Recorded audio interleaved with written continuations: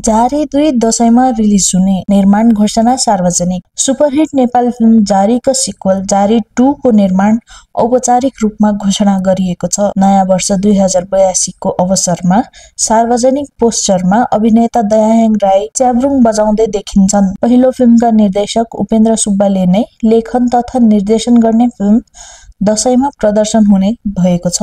जारीले 17 करोड भन्दा बढी कमाई गरेको थियो। दयाहाङ राई, विजय बराल, मिरुना मगरसँगै रिचा शर्मा, बुद्धि तामाङ, पुष्कर गुरुङ लगायत कलाकारको अभिनय रहने फिल्म वैशाख तेस्रो साताबाट फ्लोरमा जानेछ। 5 थरका पर्यटकीय स्थलमा छायाङ्कन हुने जारी 2 रामबाबु गुरुङको निर्माणमा बन्नेछ। वैशाख 11 मा एमालेको युवा शक्ति प्रदर्शन।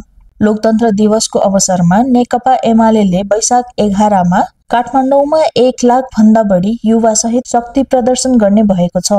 युवा संघ नेपालद्वारा आयोजित युथ समिट कार्यक्रम भृकुटी मण्डप बाटुडी खेलमा हुनेछ। कार्यक्रममा युवाका एजेन्डा, समस्या र सम्भावना बारे छलफल हुनेछ।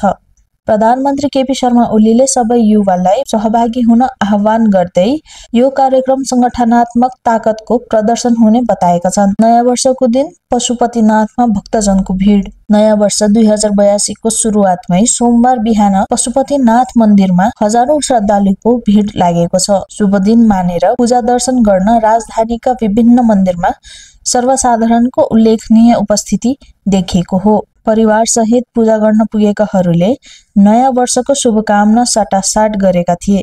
सुरक्षा व्यवस्थालाई ध्यानमा राख्दै प्रहरी प्रशासनले मन्दिर क्षेत्रमा विशेष तयारी गरेको थियो। धार्मिक स्थलमा देखिएको यो उत्साहले नयाँ वर्षमा सकारात्मक ऊर्जा थपेको छ। सलमान खानलाई फेरि ज्यान मार्ने धम्की। बलिउड अभिनेता सलमान खानलाई फेरि एक अज्ञात व्यक्तिले ज्यान मार्ने धम्की दिएका छन्। मुम्बई ट्राफिक डिपार्टमेन्टलाई पठाइएको सन्देशमा सलमान खानको कारमा बम विस्फोट गर्ने चेतावनी दिएको छ। पुलिसले घटनाबारे अनुसन्धान सुरु गरेको छ। यसअघि पनि लरेन्स बिस्नै ग्याङले सलमान खानलाई लक्षित गर्दै गोलीकाण्डको जिम्मा लिएको थियो। सलमान खानलाई हाल Y+ श्रेणीको सुरक्षा दिइएको छ र उनको गाडी बुलेट प्रुफ बनाइएको छ।